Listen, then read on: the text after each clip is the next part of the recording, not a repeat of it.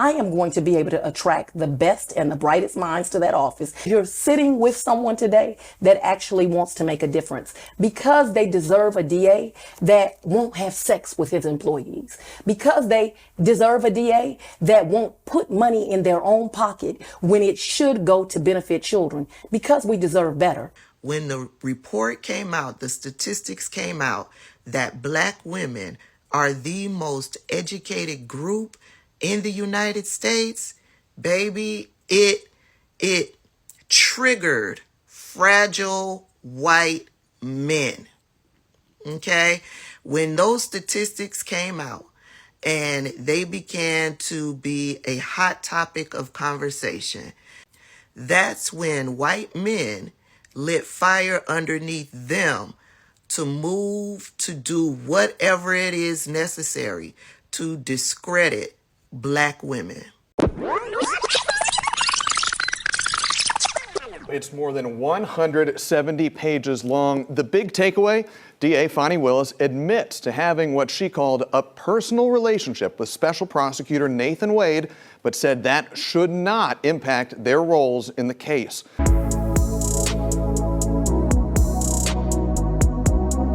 Okay, so Fani Willis is now admitting that she was in this inappropriate relationship with Nathan Wade, even though she's trying to say that it wasn't inappropriate. But so Fani Willis, she's the DA down there in Georgia who's responsible for trying to jail Trump, who's prosecuting Trump in a RICO charge, saying that Trump and his crew of associated criminals tried to overthrow the Georgia election in 2020. So she hired Nathan Wade to be the lead prosecutor, pay him a boatload of money, and it turns out that she and Nathan Wade look to be very corrupt. So she's trying to boost her profile in the Democrat Party, trying to boost her own career, trying to have leftists give her a pat on the back. But she's paid this man over $600,000 to prosecute Trump, more than the other lawyers on this case, and she was also sleeping with him. So there are records showing that Nathan Wade and Fani Willis went on lavish vacations. They went to the Caribbean, they went to Las Vegas, all these romantic getaways. And a lot of this evidence has been presented in Nathan Wade's divorce case by his estranged wife, and Fani Willis has been called in to testify in his divorce hearing, even though they were able to push that down the road to try to save face. But it's a lot of drama going on. This is starting to look like a soap opera. What started off as a corrupt left-wing activist prosecutor in Georgia trying to create these BS charges against Trump, turns out that she's way more corrupt than she would describe Trump as. So she was silent as these accusations, as all of the evidence came out. She wasn't saying much. And the left-wing media and these people on social media, they're trying to defend her. Oh, you're racist. If you say anything wrong about this corrupt prosecutor, you must be racist. Forget the fact that she's corrupt. Forget the fact that these charges are complete BS. You can't say anything about her because she's Black.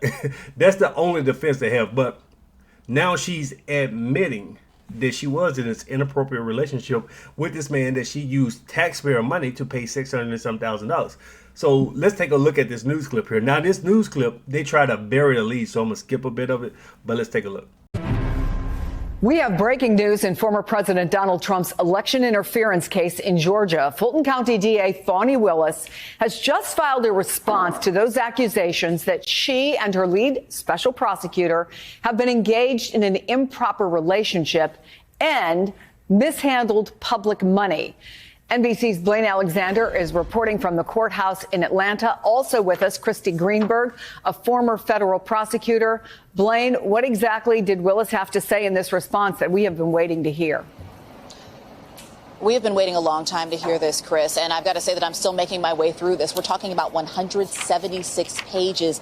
That's how long the response is. That includes a number of exhibits. I just got it just a few minutes ago. But we do know that just as I'm kind of thumbing through here, I'm looking at some of the exhibits, and they include things that kind of point to the accolades of Nathan Wade, for instance, some of his credentials. We also see a couple of receipts in here. I also see what appears to be some of the notes that we know that she's received received, some of the hate mail, some of the threatening words with racist language in it. All of that is attached as exhibits. And so all of this really kind of points to the fact, though, that Fani Willis is mounting what we expected to be and what we now see is a very strong pushback and a very vigorous defense of these allegations against her. Remember, they've been hanging out there for 3 weeks now saying that she financially benefited from hiring Nathan Wade as her lead special prosecutor, that the two are having a romantic relationship.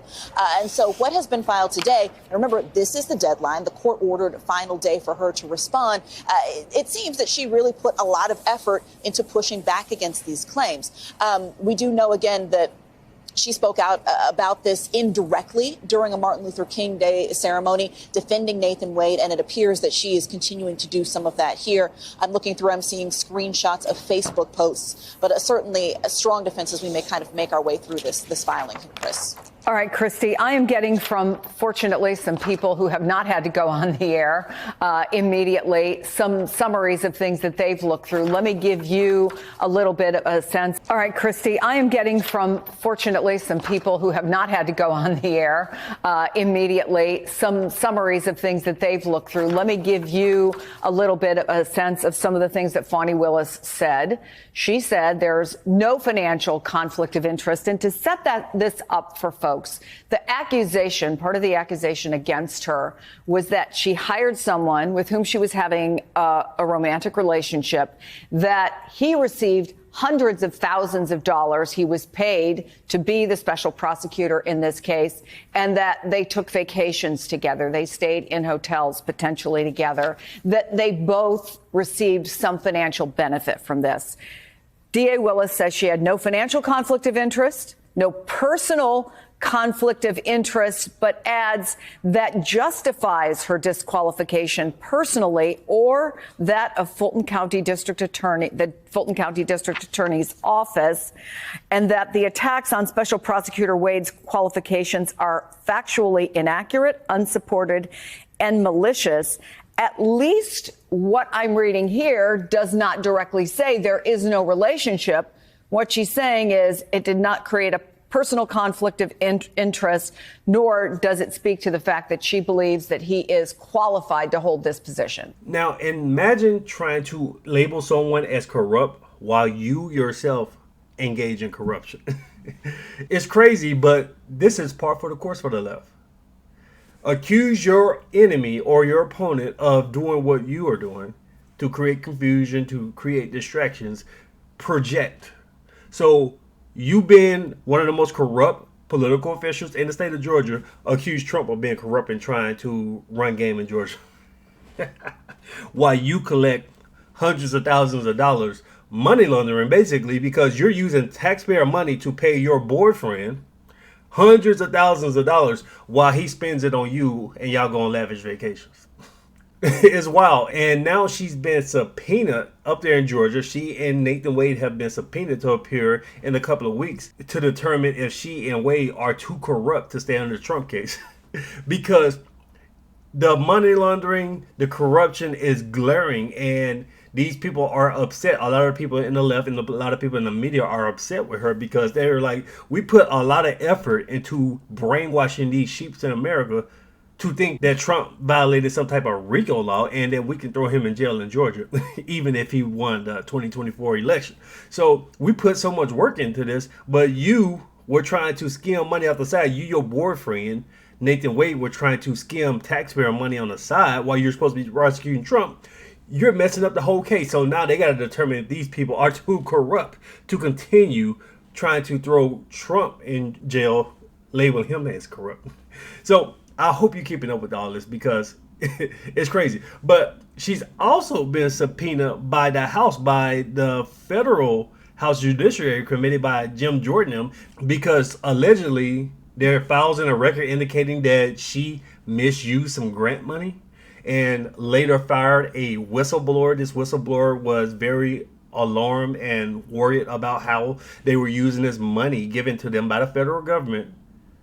They use it on all types of stuff that they weren't supposed to. Sounds like fraud and corruption.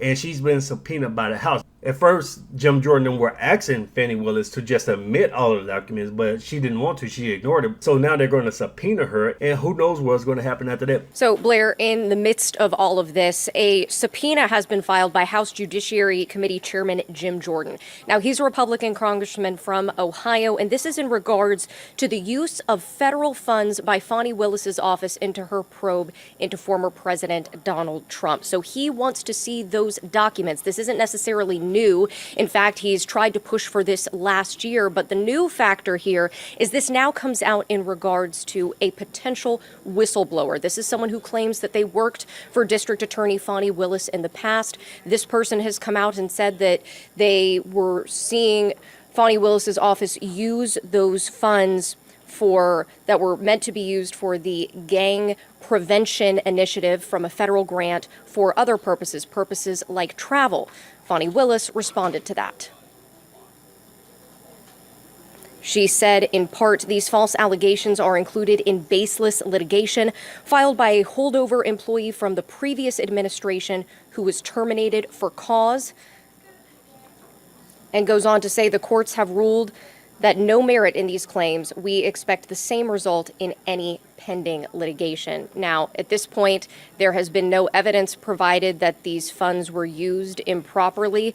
As always, we will continue to stay on top of this news and bring you the very latest. Of course, Fani is denying this, but apparently the whistleblower recorded Fani and some other people and has more hard evidence to show that this indeed did happen.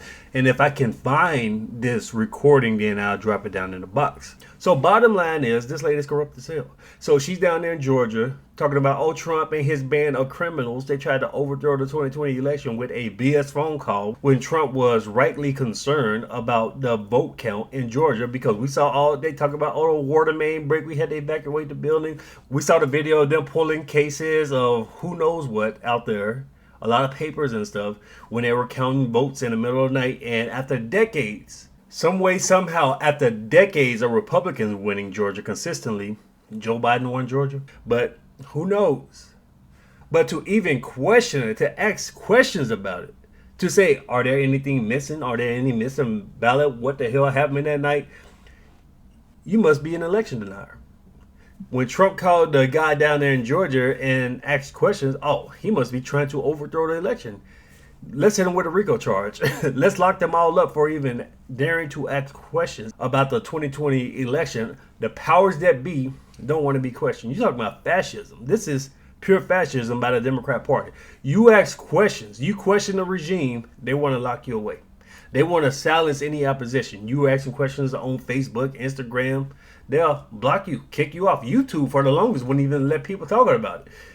Fascism, because institutional power lies with the Democrat Party, and they controlled all these institutions in academia and social media and corporate America. They controlled all its power. So when you ask questions about the 2020 election, they will silence you. And when somebody like Trump asks questions, they try to jail them using corrupt Democrat prosecutors. So hopefully this lady gets everything that she deserves, everything that she's earned by running game down there in Georgia and by stealing taxpayer money. Let me know what you guys think. Leave me your thoughts below. Share the video. Thanks for watching.